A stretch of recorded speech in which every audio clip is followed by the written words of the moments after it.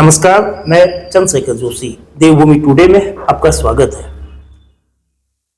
भारत में राजनीतिक दलों की कमी नहीं है, लेकिन राजनीतिक दलों के बनने की ये प्रक्रिया ये कड़ी है, कभी थमती रही है। और एक महीने पहले सितंबर में 24 सितंबर को चंपावत जिले में एक नए राजनीतिक दल का गठन हुआ है।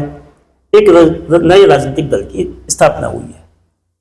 नाम है सबका विकास पार्टी।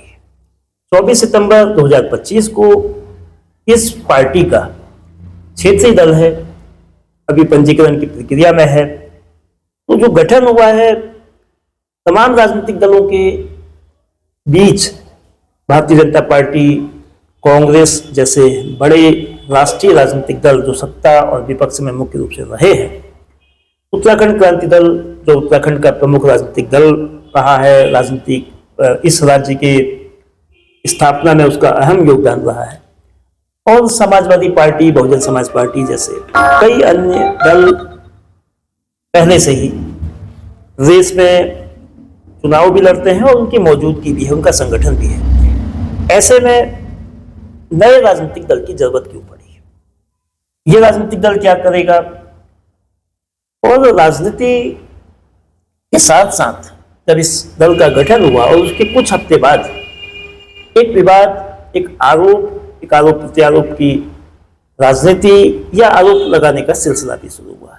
इन तमाम मसलों पर सबका विकास पार्टी के जो संस्थापक हैं, राष्ट्रीय अध्यक्ष हैं हरीश शर्मा उर्फ नरेंद्र उत्तराखंडी हमारे साथ हैं। सीधे उनसे ही जानते हैं कि पार्टी बनाने के पीछे क्या मंतव्य है, पार्टी का उद्देश्य क्या है, पार्टी किन के लिए काम करेगी और संसाधनों की कमी के बीच ताकतवर पार्टियों से कैसे मुकाबला करेगी, जनता की आवाज को वो कैसे सड़क तक और राजनीतिक रूप से सुर्खियों में लाएगी। इन सब बातों पे सीधे उत्तराखंडी जी से बात करते हैं। उत्तराखंडी जी, जो आपने पिछले महीने 24 सितंबर को सबका विकास पार्टी बनाई है, ये पार्टी तमाम दल हैं, बड़े बड़े दल हैं, राष्ट्रीय दल हैं, क्षेत्रीय दल हैं, प्रदेश स्तर के दल हैं, लंबे मतलब कई वर्षों के हैं। कांग्रेस तो 1885 की है, 140 साल से ज्यादा उसे हो गया है। तो नौबत ये क्यों आई कि आपको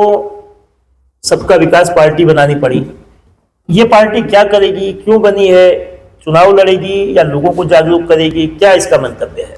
सबसे पहले सबका विकास पार्टी की ओर से मैं आप सब लोगों को, दर्शकों को नमस्कार और सभी सुनने वालों को मेरा नमस्कार।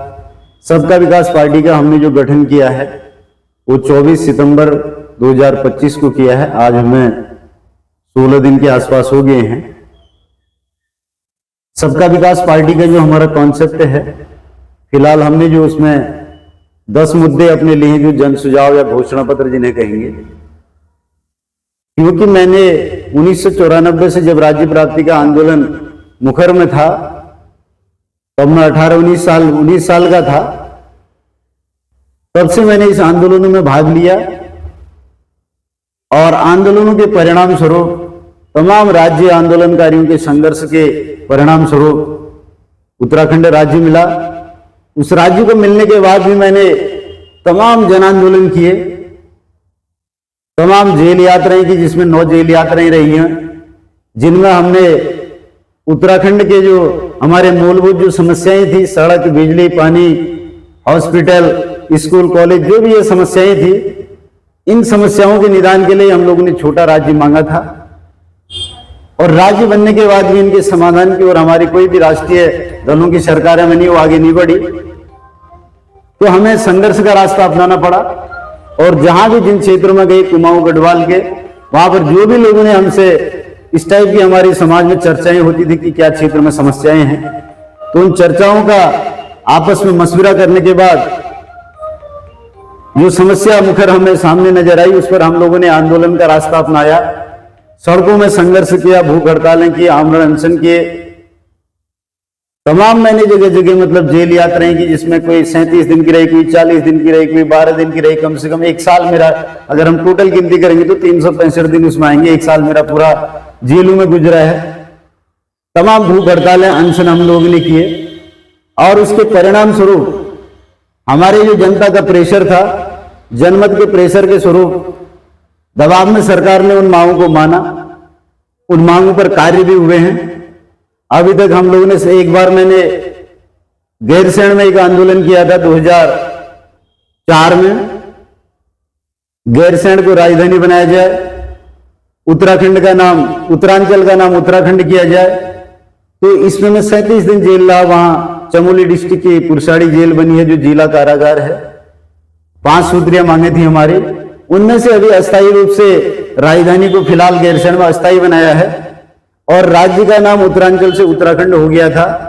उसके 6 महीने के बाद ही उत्तराखंड की कैबिनेट ने वो प्रस्ताव पास करके केंद्र से जैसे भी होता है उसको कर दिया था। तो और भी हमारे आंदोलन में तमाम बिजली, पानी, सड़क की समस्याओं को लेकर जहां हम बैठे उनका समाधान हुआ है। रानीखेत के क्षेत्र में हमने कई ऐसे आंदोलन किए थे। अल्मोड़ा जिले में एक 40-60 करोड़ की पेयजल योजनाएं थी, कोसी शेर विद्यापीठ पंपिंग योजना, जिससे 30 गांवों को पानी मिला। वो भी 2005 में मैंने आंदोलन किया था। उसमें भी मैं जेल रहा, नैनीताल जिले की जेल में भी रहा, अल्मोड़ा जिले की जेल में भी रहा। तो तमाम संघर्षों के बाद वो 30-40 गांव के लोग आज पानी पी रहे हैं। उसमें उसी दौरान वो योजना सैंक्शन हो गई थी। तो ये मैं लगातार मैं देख रहा था कि राज्य बने हुए 25 साल होने जा रहे हैं। 9 नवंबर को 25 साल पूरे हो जाएंगे। तो इन 25 सालों में हमने राज्य में क्या पाया, क्या खोया, इस पर मैं जब लगातार विश्लेषण करता हूं। हमारे यहां सरकारें कांग्रेस की भी आई, भाजपा की भी आई, उनके साथ मिला जुला कहीं न कहीं 2002 और 7 में उत्तराखंड क्रांति दल भी रहा, लेकिन कहीं भी हमारी आकांक्षाएं पूरी नहीं हो पाई। हम उसके बाद भी लगातार सड़कों में संघर्ष करते रहे और तमाम संघर्षशील ताकतें उत्तराखंड में अब भी संघर्ष कर रही हैं। उत्तराखंड के भू कानून का ही मामला ले लीजिए आप। भू कानून के आधार पर उत्तराखंड में तमाम भूमाफिया घुस चुके हैं। उत्तराखंड के चाहे गढ़वाल में लो आप, चाहे कुमाऊं में लो, और ऐसे भूमाफिया आ गए हैं जो स्थानीय हमारे काश्तकारों को मारते भी हैं, पीटते भी हैं, उनको डराते भी हैं, धमकाते भी हैं, उनके घर के लोगों का शोषण भी करते हैं। आपकी पार्टी है जो उत्तराखंड विकास पार्टी है, तो ये पार्टी अन्य राजनीतिक दलों से कैसे अलग है? उसके क्या ऐसे मुद्दे हैं जो आपने प्रमुखता से उठाए हैं? इसमें सबसे पहला मुद्दा तो हमारा किसानों का है। हमारे देश के किसान आजादी से पहले भी संघर्ष किए और आजादी के बाद भी लगातार संघर्ष कर रहे हैं। हमारा किसान 50,000 रुपए का केसीसी का ऋण लेता है, अगर वो समय से चुकता नहीं करता है तो उसको 14 दिन की जेल हवा खिलाती है यहाँ की सरकारें, और उस पर ब्याज पर तमाम प्रकार के सूद जोड़े जाते हैं। तो ऐसी नीति हम ऐसा बनाना चाह रहे हैं कि जो किसानों का उत्पीड़न न हो, किसानों को बिना ब्याज का 5 लाख तक का ऋण मिले, और जो हमारे फसली ऋण को 6-6 महीने के हिसाब से बने उसे वार्षिक किया जाए। और किसानों की आय, क्योंकि हमारा देश का 70% तबका जो है कृषि पर आधारित कार्य करता है, उसी पर उसका रोजगार चलता है, इसलिए कृषि को मजबूत करने के लिए जो कृषि पर अभी विशेष रूप से कार्य नहीं हुए हैं, उन कार्यों को करने की आवश्यकता थी। इसलिए हमने किसानों का मुद्दा, किसानों के उत्थान का, उनका आर्थिक स्तर ऊंचा उठाने का इसमें सबसे बड़ा मुद्दा रखा है कि 5 लाख तक का हम उनको ऋण बिना ब्याज का देंगे और उनके लिए तमाम उस कानून में शिथिलता लाएंगे। सबका विकास पार्टी, जिसमें सभी वर्गों के मुद्दों को हमने रखा है इसमें, और जो ज्वलंत मुद्दे हैं, जो समस्याग्रस्त मुद्दे हैं, जिनके माध्यम से हम देश में महंगाई कम कर सकते हैं, देश की अर्थव्यवस्था में जो महंगाई आगे बढ़ रही है उसको पटरी पर ला सकते हैं, और तमाम जो रोजमर्रा के खर्चे हमारे हर आदमी का पेट्रोल, डीजल, पेट्रोलियम पदार्थों पर डिपेंडेंट होता है, उसका खर्चा कम हो जाएगा। सबका खर्चा कम होने से देश की आर्थिक उन्नति होगी और देश के लोगों का काफी पैसा बचेगा। उनकी घरेलू बचत में अगर वृद्धि होगी तो उनके आर्थिक स्तर में भी वृद्धि होगी। इसलिए हम डीजल और पेट्रोल को 60 से 70 रुपए के मध्य में लाना चाहते हैं, वो संभव है बिल्कुल। हमारा दूसरा मुद्दा ये है, इसी प्रकार से हमारे 10 मुद्दों पर हमने अपनी बात को रखा है। जनता का वास्तविक विकास करने के लिए कार्य नहीं किए, तो इसलिए वो ज्वलंत मुद्दे हैं। उन मुद्दों के समाधान के लिए हम जनता को सबसे पहले जागरूक करेंगे, जनता से जनमत संग्रह करेंगे। अगर जनता ने हमारी बात को समझ लिया, जागरूक हो गई, हमें उस जगह पर भेज दिया जहां पर वो नियम कानून बनाए जाते हैं, तो हम जरूर उसको इम्प्लीमेंट करेंगे। और हमारे दल का जो औचित्य और उद्देश्य है वही है, इस देश के लोगों को सरल और सुगम तरीके से सुशासन मिले और उनके लिए अच्छे सरल नियम और कानून बनाए जाएं और उनके हित में बनाए गए। जिनको अभी तक लागू नहीं किया गया है। आपने जो बातें कही, जो आपका एजेंडा है वो राष्ट्रीय स्तर का है, वो प्रादेशिक स्तर का है। आपकी पार्टी अभी छोटी पार्टी है, अभी उस पर शैशवावस्था में है, संगठन बेहद शुरुआती दौर में है, सशक्त नहीं है जी। आपका जो अपना गृह क्षेत्र है लदिया घाटी, उसमें समस्याओं का अंबार है। एक भी डिग्री कॉलेज रीठा साहब से लेके पूरी लदिया घाटी में नहीं है। ITI कई सालों से बंद है, अस्पताल की स्थिति भी काम चलाऊ है, तमाम जो व्यवस्थाएं हैं रोजगार की है, युवाओं से जुड़े मसले हैं, स्वास्थ्य की है। तो इन मसलों को उठाने के स्थान पर आप राष्ट्रीय स्तर के मसलों को फोकस कर रहे हैं, तो क्या ये व्यवहारिक है? क्या ये आपकी पार्टी के सामर्थ्य में है, या पहले स्थानीय मुद्दों पर बात करते हैं? क्या वो बेहतर नहीं होता पार्टी के विकास के लिए? देखो, पार्टी जो बनाई है हमने राष्ट्रीय स्तर में, इसका उनका पंजीकरण राष्ट्रीय तरीके से ही होता है। अब हम उसको क्षेत्रीय रूप से कार्य कर रहे हैं या राष्ट्रीय रूप से, हमारा लक्ष्य इसको पूरे देश में फैलाना है। जहां तक आपने कहा लदिया घाटी या क्षेत्र के मुद्दे, इनको 2007 में मैं एक बड़ा आंदोलन जिसमें मैं 18 दिन उसमें भी जेल जा चुका हूं।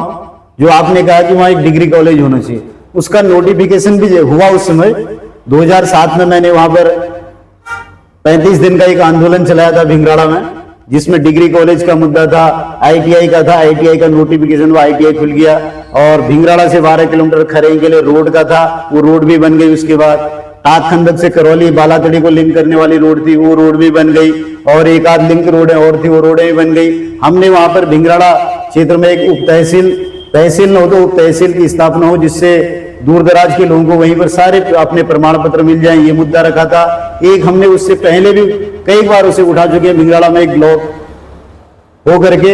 ये सारे मुद्दों को लेके मैं वहां पर जनता को जागरूक कर चुका हूं और जनता से तमाम बार कह चुका हूं, तमाम बार अपने पत्र व्यवहार के माध्यम से अपने उत्तराखंड की सरकार को और जिलाधिकारी को, इनको लगातार पत्र व्यवहार करते आया हूं और तमाम प्रकार के ज्ञापन मैंने दिए हैं। और 2007 में एक बड़े आंदोलन के रूप में उस आंदोलन को भी कर चुके हैं। और वहां के जो भी जनप्रतिनिधि होते हैं लगातार, चाहे हमारे विधायक सांसद, उनसे मैंने लगातार पत्र व्यवहार किए, जिसके रिकॉर्ड मेरे पास हैं। और मेरा प्रयास है कि वहां पर तहसील न हो तो उप तहसील सरकार खोल सकती है, और डिग्री कॉलेज की उस क्षेत्र में आवश्यकता है। हम तो उसको लगातार उठाते आए हैं। और हमारे जो जिनको जनता चुनती है, मैं तो बाहर से सड़क में बोलने वाला हो गया, सड़क छाप नेता की श्रेणी में हो गया, लेकिन जिन लोगों को सदन छाप बनाया उन्होंने, उनसे कभी किसी ने क्वेश्चन नहीं किया। उनको लगातार भारी मत से वोट देते आए हैं, एक तरफा वोट देते आए हैं। तो ये भी एक क्वेश्चन मार्क है कि भाई आपने भाजपा के लोगों को भी वोट दिया, कांग्रेस के लोगों को भी वोट दिया, सांसद भी चुने, आप विधायक भी चुने, स्थानीय स्तर के आपने त्रिस्तरीय पंचायतों के नेता भी बनाए, तमाम उस क्षेत्र के लोग आगे बने भी, लेकिन उनने कभी इन चीजों में कोई पहल नहीं की। अगर पहल की होती तो शायद वहां पर आज डिग्री कॉलेज होता, वहां पर बढ़िया एक हॉस्पिटल होता, वहां की जो भी मूलभूत समस्याएं थी उनका समाधान होता। मैं तो एक प्रयास करने वाला व्यक्ति हूं। आपकी जो पार्टी है अभी उसको 1 महीना भी नहीं हुआ है, लेकिन ये विवादों में आई है। विवाद जो आपकी ओर से आरोप लगाए गए, आप ही के क्षेत्र के एक स्वामी जी हैं, उन पर जो आरोप लगाए गए, और वो आरोप बिना साक्ष्य के, बिना किसी तथ्यों के, और आरोपों को लगाने के बाद जो विधिक कार्यवाही चली, जो पुलिस कार्यवाही चली, उसके बाद आपने खेद जताया कोतवाली में। तो ऐसे आरोप लगाने की जरूरत एक आध्यात्मिक व्यक्ति पर आपको क्यों पड़ी? क्या आप उसके लिए क्या कहना चाहेंगे? देखो, जहां की बात आप कर रहे हैं, ग्राम पंचायत खरई, उसी के जहां पर वो नाखुड़ा गांव है, उसी के बगल का गांव मेरा, मैं वहीं का स्थायी निवासी हूँ, भैंस गांव का। तो मेरे पड़ोस में 2 किलोमीटर के दायरे में वो गांव है। वहां पर एक जो आप कह रहे हैं, वो प्रेम सुगंध नाम के व्यक्ति, वो 2017 से आए हैं। अगर उस सिस्टम के तहत वो कहीं अखाड़े के सन्यासी होते, मैं उनके चरणों में प्रणाम करता, उनका सम्मान करता।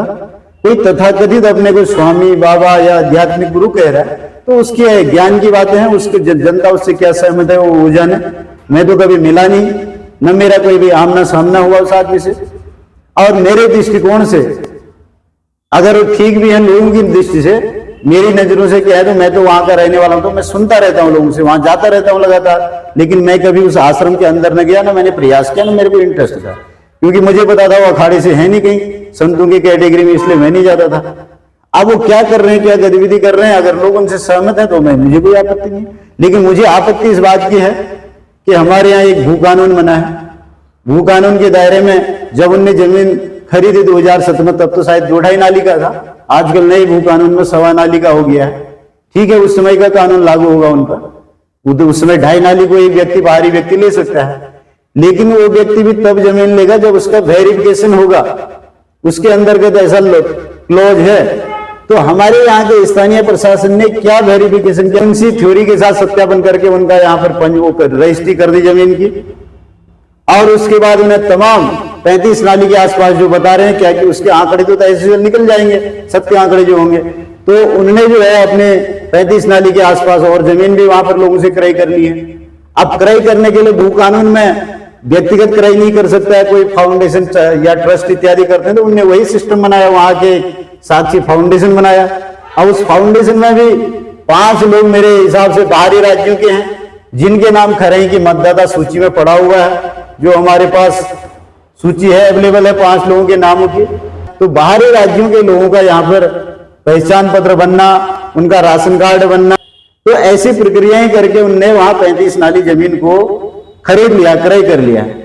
ठीक है, हम मानते हैं हमारे यहाँ के भू कानून में लिखा है आप 100 नाली भी ले सकते हैं, लेकिन आप लोक कल्याण का कोई कार्य करने का कॉन्सेप्ट आपके पास हो, उसको आपने अमली जामा पहनाया हो। उनको वहां पर 8 साल हो गए आए हुए, अभी तक न तो वहां कोई स्कूल खुला है, न कोई हॉस्पिटल खुला है, न कोई और लोक कल्याणकारी जिसको भू कानून के दायरे में है, वो कोई चीज वहां पर नहीं हुई। हम कह रहे हैं अगर फर्जीवाड़ा नहीं है उनका, सही है, तो ठीक है, वो दिखाएं लोक कल्याण का कौन सा उनने काम कर रखा है। कोई स्कूल खोला है तो भाई उनके कहने मात्र से नहीं हो जाएगा, उसका जिला शिक्षा अधिकारी के यहाँ से पंजीकरण होगा, रजिस्ट्रेशन प्रक्रियाएं होंगी, हॉस्पिटल होगा, सीएमओ के यहाँ से पंजीकरण होगा।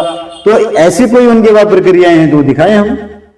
लेकिन उसके बाद अगर उन्हें जमीन साक्षी फाउंडेशन के नाम से रजिस्ट्री की है, क्या वो पैसा जो किसानों को दिया भुगतान साक्षी फाउंडेशन के नाम से दिया, या किसी व्यक्ति की ब्लैक मनी को सफेद कर दिया, और उनके अभी तक ऐसे कोई कार्य वहां दिख नहीं रहे सामने, तो इसका मतलब वो सारा फर्जीवाड़ा है, जो मेरा अपना समझना है। बाकी हमारा भू कानून के तहत मैंने सरकार से निवेदन किया है, डीएम साहब को भी लिख के दिया है कि इसमें जांच प्रक्रियाएं की जाए। वो भू कानून के दायरे में आते हैं तो उन पर कार्रवाई की जाए, नहीं आते हैं तो वो भी बढ़िया है, वो साथ बच जाए। मैं तो एक मांग करता हूं, मैं तो एक सजग प्रहरी हूं उत्तराखंड का, मैं तो यहाँ के क्षेत्र की समस्या कहीं नजर आ रही है, उस बात को आगे रखने का मेरा काम है, मैंने वो रखा है। लगता है मेरी नजर में तो फर्जीवाड़ा सामने आ रहा है, अब सरकार उसका खुलासा करे, उसमें जांच पड़ताल करके संबंधित धाराओं में उन पर जो है कार्रवाई करके उन पर कानूनी कार्रवाई करे। उत्तराखंडी जी, आपने कई गंभीर आरोप लगाए, लेकिन आपके पास उनके कोई साक्ष्य नहीं है, उनके प्रमाण नहीं है। भारतीय कानून ये कहता है कि किसी को भी जब तक वो अपराधी साबित नहीं होता है तो वो आरोपी होता है। इस मामले में ना वो अभी आरोपी की स्थिति है, आपने हरियाणा वाली बातें आपने कही, आपने यहाँ कही, अनेक फेसबुक या सोशल मीडिया में भी बहुत सारी चीजें आपने हत्या तक का इल्जाम लगाया, जिसके लिए बाद में खेद जताया। तो ये जो चीजें हैं इन मामलों की, तो जो प्रशासनिक अमला है वो अपने स्तर से जांच करेगा। आप किसी की मानहानि करना, किसी की छवि धूमिल करना, खास तौर पर ऐसे व्यक्ति की जो अध्यात्म से जुड़े हैं, वैसे तो किसी की भी नहीं होनी चाहिए। तो इतने संगीन मसले को इस तरह से एक जिम्मेदार व्यक्ति, जिम्मेदार सामाजिक कार्यकर्ता और एक जिम्मेदार राजनीतिक दल जो बना है, उसके प्रतिनिधि के लिए क्या उचित है इस तरह की चीजें करना? मैं आपको इसमें स्पष्टीकरण देना चाहता हूं। मैंने जो खेद जताया है वो मैंने अपने क्षेत्र के जो रहने वाले लोग हैं, जिनने जमीन बेची, शिवदत्त भट्ट हैं जो नाखोड़ा के, उनके वहां पर मारपीट हो गई, मृत्यु हुई है, वहां लगातार लोगों में चला जा रहा था, सुना जा रहा था। और उनके परिवार वालों से मैंने पूछा तो उनने भी मुझसे कहा था जब कभी बीच में मिला तो, कि हमारे साथ ऐसा ऐसा हुआ। तो मैंने तो उस बात को उठाया था कि भाई इनकी जांच की जाए, इनकी मृत्यु हुई गई, ऐसा मैंने सुना है इस मामले में। लेकिन उनके परिवार वाले मुकर गए उस मामले में कि नहीं, हमारे इनको नहीं मारा है। तो मैंने उस बात पर, जिसने रिपोर्ट किया है गणेश दत्त भट्ट या किसी दूसरे व्यक्ति ने, कोई बाबा से मैंने कोई न क्षमा याचना की है, न मैंने कोई खेद प्रकट किया। मैंने सोशल मीडिया के माध्यम से मेरे किसी कमेंट में ऐसे शब्द आ गए कि वो लोग उसका विरोध कर रहे हैं, उन्होंने उल्टा मुझ पर एफआईआर की है, तो मैंने उस बात के लिए खेद जताया है। और मैं अब भी जता रहा हूं, अगर मेरे किसी बात से किसी की भावनाएं आहत हुई तो ठीक है, मैं उसके लिए खेद प्रकट करता हूं। लेकिन जो उत्तराखंड के जन मुद्दे हैं, जो यहाँ के भू कानून की फर्जीवाड़े हैं, या यहाँ पर जो फ्रॉड लोग अपने मतदाता सूची में नाम लिखा रहे हैं, मतदाता पहचान पत्र बना रहे हैं, आधार कार्ड बना रहे हैं, या जो भी इस प्रकार के राशन कार्ड फ्रॉड बनाए, उनका तो अभी तक विरोध मेरा जारी है। और मैंने अभी भी कल की डेट में जिला न्याय अपने उच्च न्यायालय को भी एक जनहित याचिका के रूप में भेजा है कि यहाँ की सरकार तो कहीं कहीं दबाव में काम कर रही है, आप इस पर ऊपर से सरकार को निर्देश कीजिए या संबंधित पुलिस को इस पर निर्देश कीजिए कि उस पर कार्रवाई करें। क्योंकि मैं एक मांग करता हूं, मेरे पास तथ्य इतने प्रूफ नहीं होते हैं, क्योंकि मांग करना कहीं पर भी ज्वलंत क्षेत्र की समस्याएं होंगी, हम उसको तो उठाएंगे। अब उसके तथ्यों की जानकारी तो संबंधित एजेंसियों को करनी है, उसके लिए पुलिस व्यवस्थाएं हैं हमारे पास, कानूनी तमाम प्रकार की जो एजेंसियां हैं वो सारा उस पर काम करें। हम उनसे निवेदन कर सकते हैं, यहाँ पर ये समस्या, इसका समाधान कीजिएगा। और जो मेरा सोशल मीडिया वाला कमेंट वापस लेने का मामला था, केवल मैंने जांच अधिकारी पुलिस टीम ने, थानाध्यक्ष पार्टी ने मुझे बुलाया था कि आप इस पर अपनी बात रखिए, आपके ऊपर गणेश भट्ट ने रिपोर्ट दर्ज की है कि हमारी भावनाओं को आहत कर रहे हैं, हमारे लोगों को मार दिया कह रहे हैं, इनने ऐसा नहीं किया है। तो अगर मैंने कहा उनके परिवार के लोग ऐसा वीडियो जारी कर रहे हैं कि हमारे साथ एक घटना नहीं हुई है, तो ठीक है, इस पॉइंट को हम वापस लेते हैं। बाकी इसमें बाबा से क्षमा याचना का हमारा कोई मतलब नहीं है। अभी हमारे मुद्दे जिनके क्यों हैं, मैंने अगर मेरे अभी तक की जितनी प्रक्रियाएं हैं, इनमें कहीं भी मेरे क्षेत्र के लोगों को, उत्तराखंड के लोगों को, स्थानीय लोगों को अगर किसी की भावनाएं आहत हुई हो, किसी पत्रकार को बुरा लगा हो, किसी अन्य एजेंसी को बुरा लगा हो, तो उसके लिए मैं अभी खेद प्रकट कर रहा हूं। मैं तो यहाँ के लिए काम करने वाला व्यक्ति हूँ। बाकी मेरा ऐसा कोई बाबा से न क्षमा याचना मांगी है मैंने, न मैं मांग रहा हूं। मेरा कोई लक्ष्य नहीं, मेरा लक्ष्य आंदोलन जारी है और मैं आंदोलन करूंगा। लेकिन क्षेत्र के लोगों को, मेरे गांव के लोगों को, खरई के लोगों को, नाखोड़ा के लोगों को, चंपावत जनपद के किसी भी व्यक्ति को, चाहे वो उसका अन्याय हो, कहीं हो, उससे मुझे कोई मतलब। अगर उसको कोई दिक्कत हुई हो, उसको अभी भी मेरी किसी बात से दिक्कत हो, तो उससे मैं क्षमा याचना चाहता हूँ। मैं तो उनका आदमी, मैं उनके लिए काम कर रहा हूँ, मैं उनका दिल क्यों दुखाऊं। तमाम बातें जो उत्तराखंडी जी ने जो कही, जो आरोप लगाए, वो आपने सुने। लेकिन उन आरोपों को लेकर सवाल ये है कि तथ्यों की कमी दिखती है। जो भी आरोप है उनका साक्षी फाउंडेशन की ओर से खंडन किया गया है, सभी आरोपों को निराधार बताया गया है। भिंगराड़ा के जो खराई क्षेत्र का जो नाकोड़ा, खराई ग्राम पंचायत का जो नाकोड़ा क्षेत्र है, उस स्थान पर साक्षी फाउंडेशन श्री गुरु आशीष आश्रम स्थापित है। 7-8 साल पहले स्थापित हुआ है। उसमें ध्यान सिखाया जाता है, अध्यात्म की गतिविधियां होती हैं, और हाल में ही वहाँ एक जिम, ओपन जिम खुला है। आरोपों को लेकर सबका विकास पार्टी के राष्ट्रीय अध्यक्ष के पास कोई ठोस प्रमाण नहीं है। किसी की छवि को दागदार नहीं किया जाना चाहिए जब तक कोई चीज साबित न हो। स्वामी जी, पिछले कुछ दिनों से, बल्कि एक हफ्ते से, एक शख्स द्वारा केंद्र पर और आप पर भी कुछ आरोप लगाए जा रहे हैं या विवाद पैदा किया जा रहा है। तो ये विवाद एकाएक अचानक, आप 7-8 सालों से यहाँ है, लेकिन ये एक हफ्ते में ऐसा क्या हुआ, और उन आरोपों पर जो भी शख्स है, तो आप क्या कहना चाहेंगे? देखिए, हमें तो ये बात जो पता लगी कि हम पर आरोप लग रहे हैं, ये आप लोगों के जरिए पता लगी, सोशल मीडिया और वो फेसबुक और उसके जरिए, कि हम पर कोई व्यक्ति है जो इस तरह के आरोप लगा रहा है। तो जब आप ये पूछते हैं कि वो ऐसे आरोप क्यों लगा रहा है, तो ये सवाल तो आपको उससे पूछना चाहिए कि वो ऐसा आरोप क्यों लगा रहा है, क्योंकि हम तो उस व्यक्ति से कभी जीवन में मिले नहीं, हमें पता भी नहीं है वो व्यक्ति कौन है, कभी हमारा उसके साथ आमना सामना साक्षात्कार कभी नहीं हुआ। रह गई बात कि 5-6 दिनों से ये मामला, 8 साल से हम यहाँ हैं, और जिन लोगों के विषय में वो विचार लगा रहा है, आज उन आत्माओं को गए को भी मेरे ख्याल में 2 या 3 साल हो गए होंगे। उनके द्वारा आरोप लगाना, ये हमको भी थोड़ा समझ कम लगी, क्योंकि जिसके परिवार के गण गए हैं, अगर वे कोई आरोप लगाते तो हमें बात शायद समझ में आती, लेकिन किसी दूसरे आदमी के द्वारा आरोप लगाया जाना, ये हमें भी समझ में बात सही पता नहीं। हम तो यही आग्रह आपसे करेंगे कि आप उन्हीं से पूछिए कि वे किन साक्ष्यों के आधार के ऊपर ऐसे आरोप हम पर लगा रहे हैं। हमें हकीकत में ये बात समझ में नहीं आई कि ऐसे आरोपों से हमको क्यों जोड़ा गया, और एकाएक क्यों जोड़ा गया। जो व्यक्ति को गए 2 साल 3 साल हो गए, 4 साल हो गए, उनके अचानक हम पर इस तरह के आरोप लगाना, ये हमको भी बात सही ढंग से समझ में आई नहीं। इतना जरूर किसी ने हमसे कहा, उन्हीं के परिवार या उनके जो नजदीकी लोग हैं, कि इनका जीवन में आमदनी शायद कमाने का ढंग ये है कि वो पहले किसी के ऊपर में आरोप लगाते हैं और फिर आरोप लगाने के बाद में उनसे बिठा करके कोई बात करना चाहते हैं और उस ढंग से वो अपने जीवन की आमदनी करते हैं। ये भी हमें पता नहीं है कि ये बात में कितना सत्य है, लेकिन कुछ लोगों ने हमसे ऐसा कहा कि इनका ढंग ही जीवन का ये है। और हम ये कहते हैं कि देखो, आरोप उन्होंने लगाए, आरोप कोई भी किसी पर लगा सकता है। आप पत्रकार हैं, आपका समाज में एक अपना स्थान है। जिनने आरोप लगाए, आप उन आरोपों की पुष्टि करा लें। अगर वे आरोप सही हैं तो हमें बिल्कुल दंड दें, और अगर वे आरोप सही नहीं हैं तो ऐसे व्यक्तियों को समाज में इस तरह की जो भ्रांतियां फैलाई है या जिस तरह से लोगों में या हमारे प्रेमियों में आक्रोश की स्थिति पैदा करी है, उनको माफी मांगनी चाहिए। और जो भी कानून की धारा के अंतर्गत उसके अंतर्गत दंड बनता है, फिर दंड उनको जरूर देना चाहिए। ना तो इस ढंग से समाज में अराजकता और ये आपस में भाईचारा नहीं होगा, प्रेम टूट जाएगा।